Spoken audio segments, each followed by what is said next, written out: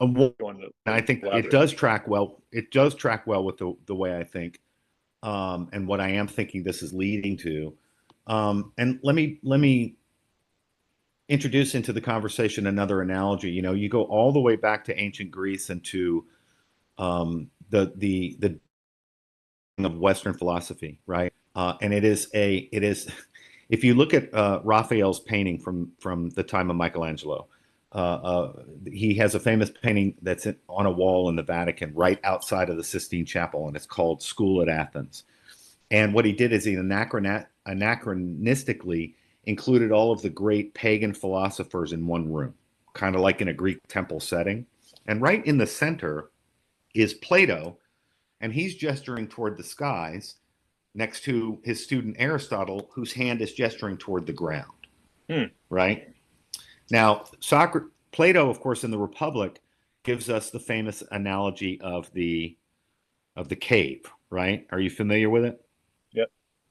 So in the cave analogy, human reality is we are trapped in a cave, we are prisoners there, and we can only see the distorted shapes and images of the shadows and reflections of reality, which are projected upon a wall before us, and we can't see the projection behind us, right? And then one day, somebody escapes from the cave, and at first, he's dazzled, so dazzled and blinded by the light of reality that he can't even look at it. It's Hmm. painful. But this is Socrates, right? But he persists and then he gets used to it gradually and he realizes that what he's been looking at before has been an illusion, right? And that these are people going to market. They live in the real world. They're doing their thing. And so he runs back down and he frees all of the other slaves and brings them up to to the top, to the entrance of the cave. And 99% of them run back to their chains because they prefer the image, they prefer the illusion because it's too painful to deal with reality. So to me, that tracks with what you just said. The more people actually interact in the form of their form, which is physical, right? It's not merely intellectual. It's not merely spiritual. It is physical. And I'm going to remind you at the beginning, I told you I was Catholic. Right. The biggest scandal and the center of the Christian faith is that salvation can only come through death. That's a scandal. I call it the scandal of the body. It's the reason that Abraham's hand is stayed when he offers and is willing to sacrifice his own son Isaac to God. One, it does show his faith, but also it's like God reaches out and back and says, "Not this one. This one's not good enough to save mankind. So what is the use of human sacrifice? Don't do Right. it." Right. And so when we I would when I was a kid, I asked myself that. I was like, why is it death? Why can't he just erase the debt? He's got the ledger. You know what I mean? To borrow from C.S. Lewis, he's got the ledger. He could just erase the other side. And the explanation would be this: we committed a the error that we committed, the grave sin that we committed, is so great that we can't fix it. So that's why I never liked the bracelets. I'm sorry if this is offensive to any of your Christian listeners. I never liked the bracelets. What would Jesus do? And the reason is because I know what Jesus would do. Jesus does the only thing that we can't do for ourselves. Right. And God, the great delegator, will not do anything himself that he can't let you do for him because that's how much he loves you. But you have to freely choose it. So I know that seems far afield of what we've been talking about, but it seems to me that every time technology allows get to get that much closer to our physical reality, our spiritual reality, and our actual nature, the enemy of that is going to throw up a substitute that's more convenient, that's going to make it seem to me that I'm more liberated, that I am a God unto myself, which I prefer, than a servant to a God that I can't control. And so I think all of the things that we've been talking about ultimately have not just a philosophical dimension to them, but a religious one too. They're the Sure. most important questions there are. So I want to compliment you on actually tackling a topic that puts people in touch with the most important questions, which is one of the reasons why I agreed to be on the show or the Yeah. podcast. Well, yeah, I appreciate that. That was beautiful what you had to say too about our connection with a God. And I know if there's listeners out there that, aren't Christian, I think one thing that I've talked about in my podcast is one of the most important things, and I think it's a part of the 12 step, well, like for Alcoholics Anonymous. I know there's a Porn Addicts Anonymous that my brother mentioned in our last podcast, but the first like step that you do is to say that I don't have control of this situation, Right. and to say like that, that I have to give it up to something bigger than me, someone bigger than me. And I think that's like where, like you're talking about, the very core of it, these philosophical questions is you have to have something bigger than you in this struggle. If you're struggling with porn and getting it out of your life, you have to be able to connect to something that's higher than yourself. Because like Well, you were and saying, we're imperfect people. and the other thing is too, and I think you know this from experience.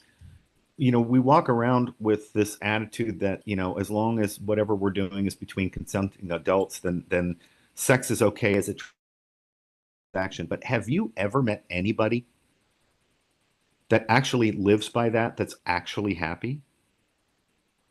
Because I haven't. Right. And if they Where, are, yeah, it's very temporary. sure. It's not real. It's not real, and they know it. And I'm always deeply saddened by it because I realize I understand why we can be seduced by the idea of easy access to things that give us so much pleasure, right? Sure. Sure. But the lyric, for instance, and this is to lean on my other mentor, Dr. Louise Cowan, the lyric is a movement, is an artistic movement of the soul that runs through anticipation to consummation to lamentation.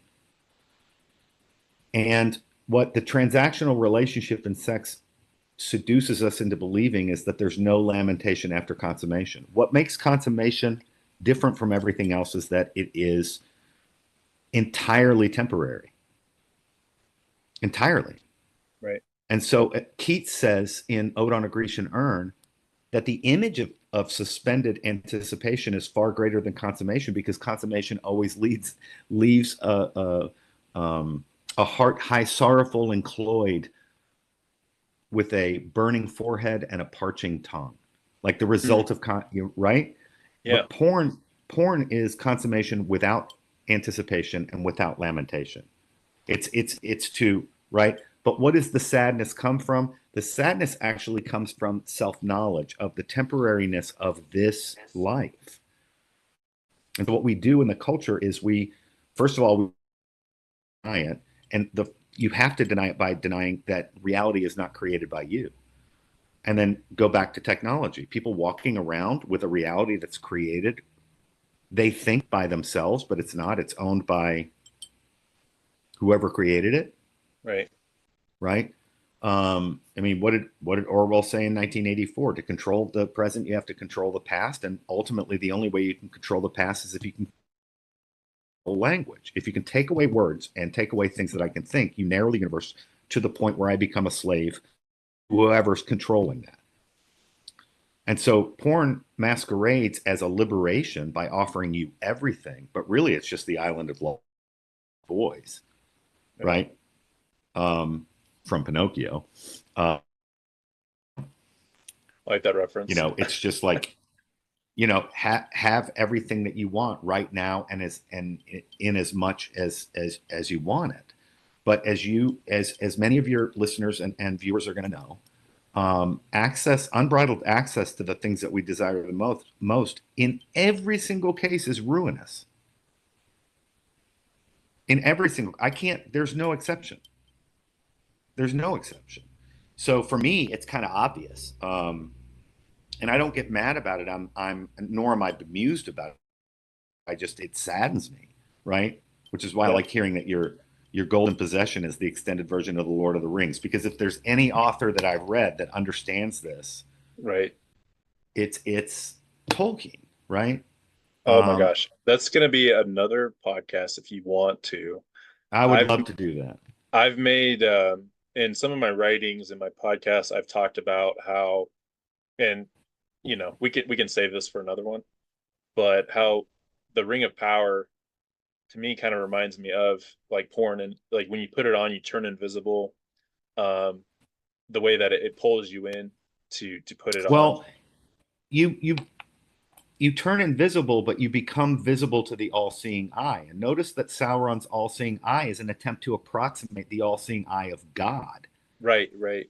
I think you mentioned that in our that truth series that you hosted. Yeah, probably so. And because I remember having this conversation recently, and I Yeah. said, what's the very last line of the Lord of the Rings? It's Samwise Gamgee saying, "Well, I'm home." That's Mm, the point. The point of all of it is the hobbits. The point of all of it, we live in an age where we say, "Oh, it's not the destination, it's the journey." No, it's the destination. What are we arguing about? We're arguing about what the destination is. mm. What they're trying to convince you is that it's only the journey.